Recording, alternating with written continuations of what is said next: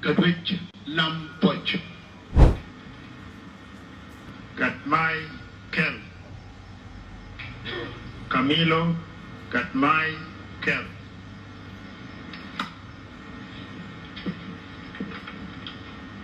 Riek Machar Taindurgun. Well, the government of South Sudan, through its investigator Thomas Wani, has now laid out step by step of how the recently suspended first Vice President Dr. Riek Machar participated and was part and parcel of the attack that happened earlier this year in Upper Nile.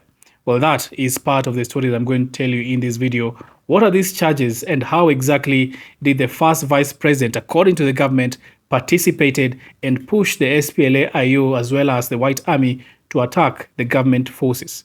In this video as well, I'm going to tell you about the exact charges that have been laid out by the prosecution of the co-accused, as well as I'm going to tell you what this information right now means to the case that is ongoing in South Sudan.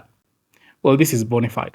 If you haven't subscribed, kindly subscribe and hit that notification button so that when I release something new on South Sudan, you get notified as soon as possible. Well, it was a shocking moment in South Sudan's court as the lead investigator testified on Monday on the exact role that the first vice president played in the attack that happened in March earlier this year.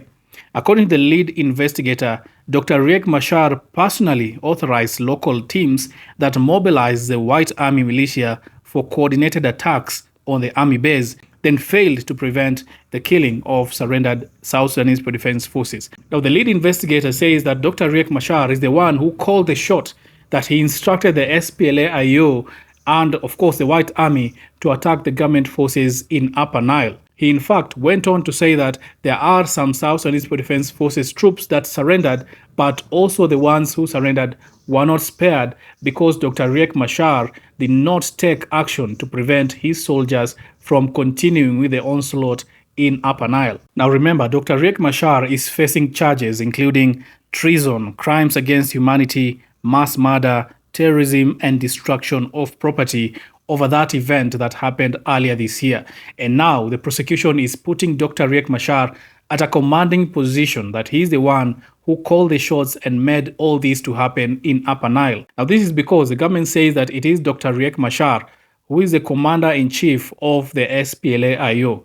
Remember, in South Sudan, we have the SPLA-IO as well as the South Sudanese Defense Forces, that is the army of the government, and then we have the SPLA-IO, that is the army of the opposition. Now, both of these parties were united through the revitalized agreement that was signed in 2018, but the full reunification of the armies had not happened yet.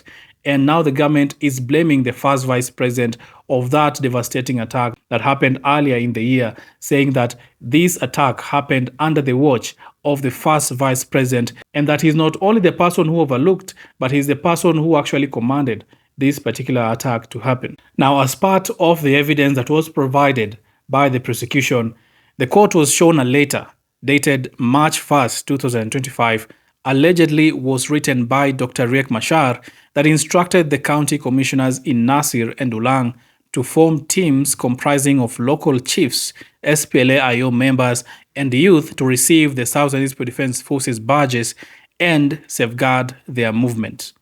Now, these very teams later attacked and captured Nasir garrison, resulting in multiple casualties and the destruction of property.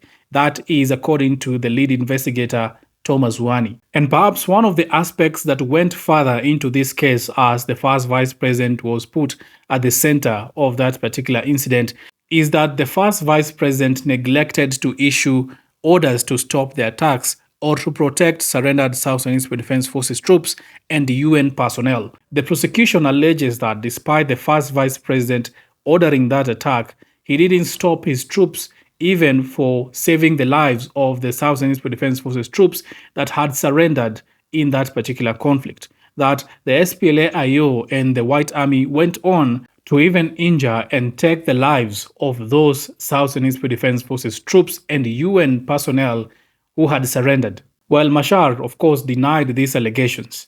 And the prosecution went further to also mention the charges of the other co-accused. According to the prosecution, Gatwech Lampol disseminated intelligence and supported mobilization of the White Army.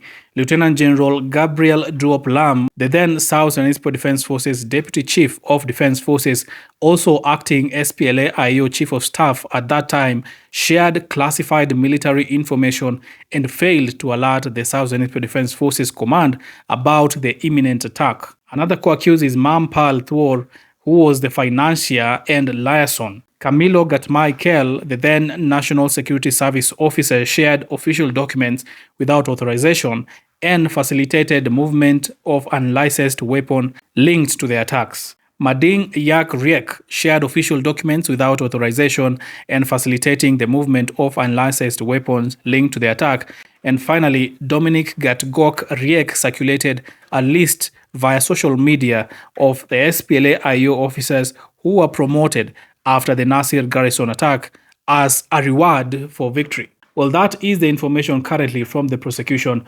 Of course, the accused and the lawyers have said that all these are not true and they have denied all those charges that have been laid against them. But the prosecution is adamant that Dr. Riek Machar was at the center of what happened in Nasir and Ulang in Upper Nile State, and further that the co-accused were also part and parcel in assisting the orders of the first vice president to take place as it happened earlier this year, that the South Sudanese Defense Forces troops lost their lives, as well as UN personnel that were accompanying them.